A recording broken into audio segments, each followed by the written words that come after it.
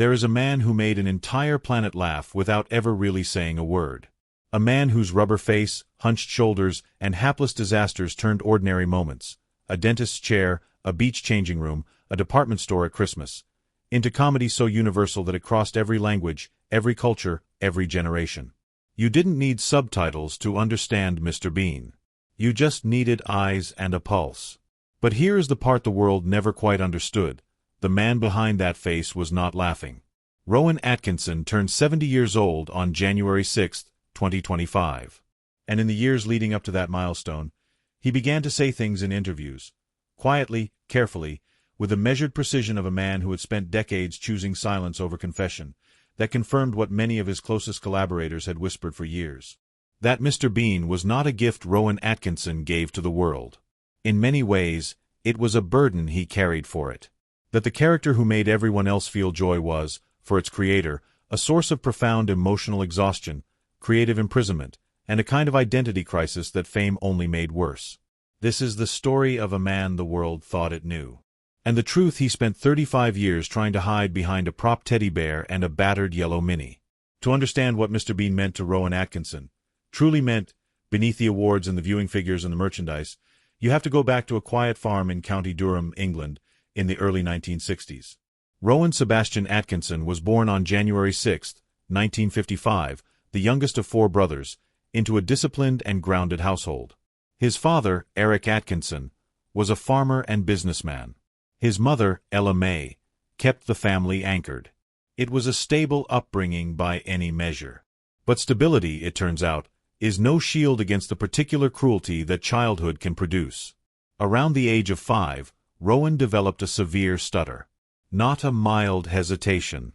Not an occasional stumble. A genuine, grinding stutter that made every sentence an obstacle course and every classroom a potential arena of humiliation. He attended Durham Chorister School and later Street B's School, and in both places the experience was largely the same. A shy, unusually expressive boy with a speech problem, navigating a world that had very little patience for either quality. His classmates at school included a young Tony Blair, yes, that Tony Blair, who would later recall the social dynamics of the place with some candor. The teasing of Rowan was not subtle. Children called him names. Some called him an alien. Whether they meant it as a reference to his strange, elastic face, his social difficulty, or simply the casual viciousness that children are capable of, the effect was the same. Rowan Atkinson grew up feeling fundamentally different. Fundamentally wrong, somehow, in his own skin.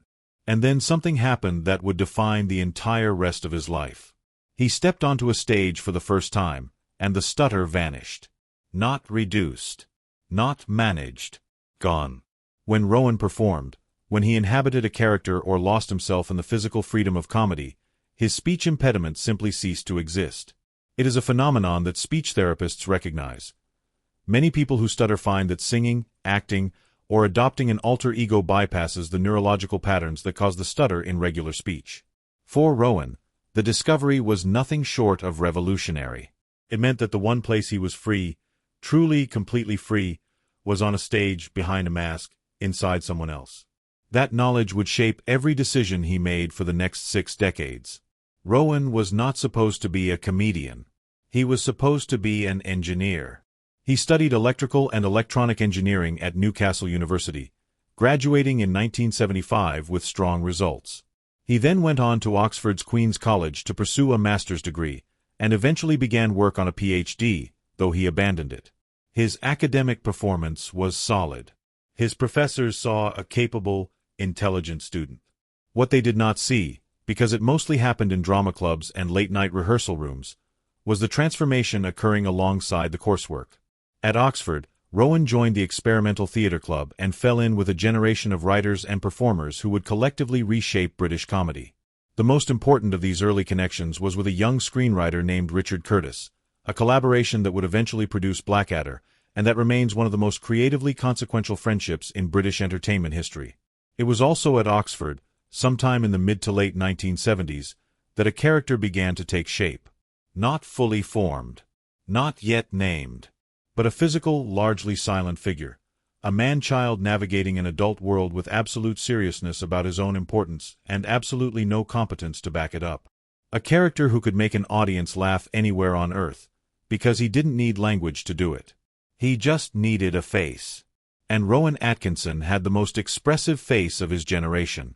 The character would not appear on television for another decade and a half.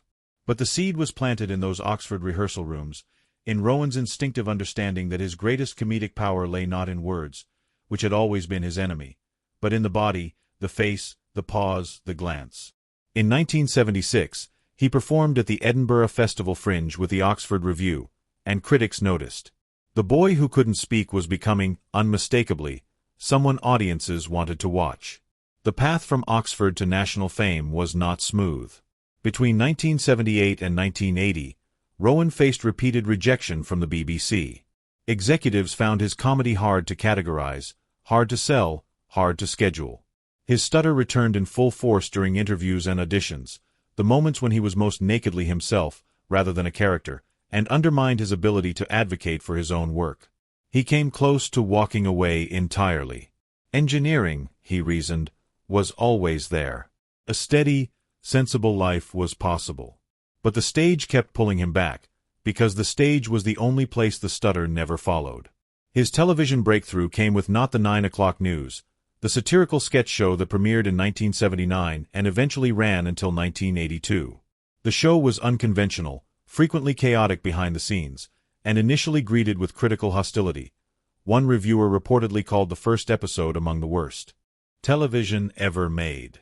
But the BBC controller held his nerve, ordered a second series, and the show found its audience.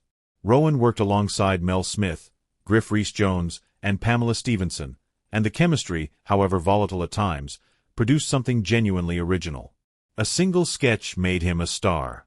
Gerald the Gorilla, Rowan in a gorilla suit, delivering a furious, perfectly observed parody of wildlife documentary conventions, became one of the most talked-about pieces of comedy television Britain had seen in years.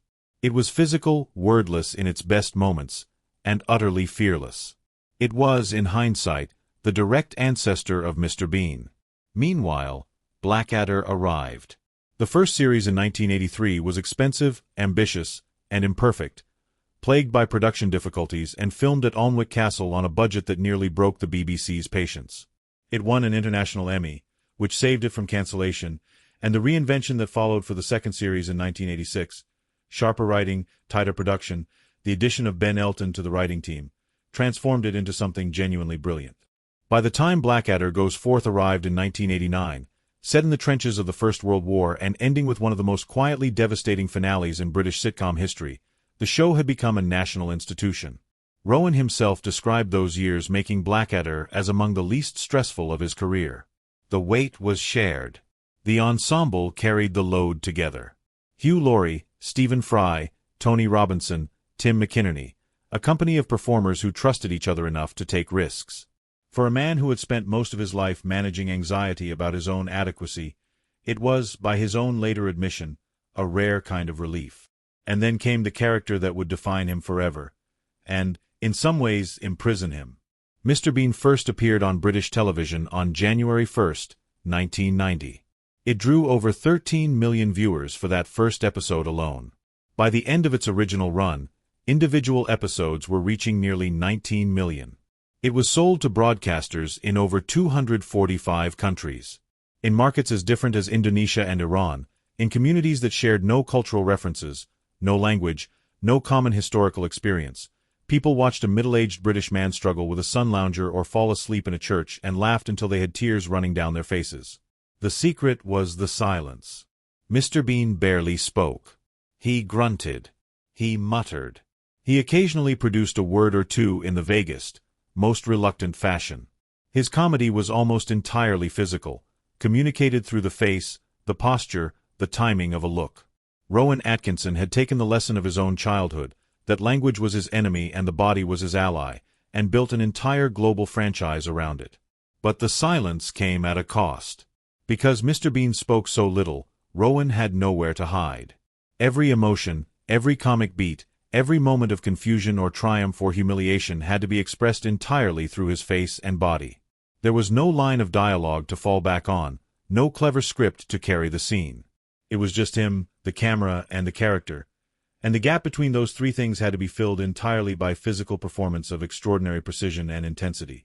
In later interviews, Rowan was remarkably candid about what this demanded. He described the process of filming Mr. Bean as emotionally draining in ways that were difficult to articulate. After each shoot, he felt hollowed out. The concentration required to sustain that level of physical performance, to be simultaneously in character, calculating the comedy, controlling the face, and appearing entirely natural, was, he said, genuinely exhausting in a way that verbal performance simply was not. He often found himself looking forward to filming ending, not as a normal sentiment about any job, but as something closer to relief at a sustained ordeal being over. The 1997 feature film, Bean, the ultimate disaster movie, earned over $250 million worldwide, which was a remarkable commercial achievement for a comedy built almost entirely on sight gags. But the success only deepened Rowan's complicated relationship with the character. The more the world adored Mr. Bean, the more Rowan felt the weight of having to be him. He found some relief in 2002 with the launch of the animated Mr. Bean series, in which he only needed to provide the voice. The physical toll was gone. The franchise continued reaching new generations of children without demanding his body as the instrument of delivery. The cartoon ran for years and is still producing new content as of 2024, and Rowan's relationship with it is, by all accounts, considerably warmer than his relationship with the live-action version. The question of whether Mr. Bean would ever return has followed Rowan Atkinson like a polite but persistent stalker for the better part of 2 decades. In 2012, he said he wanted to retire the character. In subsequent years, he walked that back, then reaffirmed it, then hedged again. The uncertainty was not coyness or publicity management. It reflected something genuine, a man genuinely torn between loyalty to something that had defined him and honesty about what it had cost him. His appearance as Mr. Bean at the London 2012 Olympic Games opening ceremony was watched by an estimated 900 million people worldwide, one of the largest live television audiences in history for a comedic performance. He appeared alongside the London Symphony Orchestra, performed a sequence involving the film Chariots of Fire and a rather eventful attempt to play keyboard, and brought the house down across the planet. It was a masterclass in physical comedy. It also, by Rowan's own account, left him physically exhausted for weeks. Many people who know Rowan Atkinson's work closely now look back at that Olympic moment as the genuine farewell, whether it was framed as one at the time or not. In 2022, now in his late 60s, Rowan returned to physical comedy with the Netflix series Man vs. B, a short-form show that showed both his enduring gift for slapstick and, quietly, how demanding the form had become on an aging body. It was warmly received, but it was also clearly the work of a man who understood his own limits in ways he had not always been willing to acknowledge.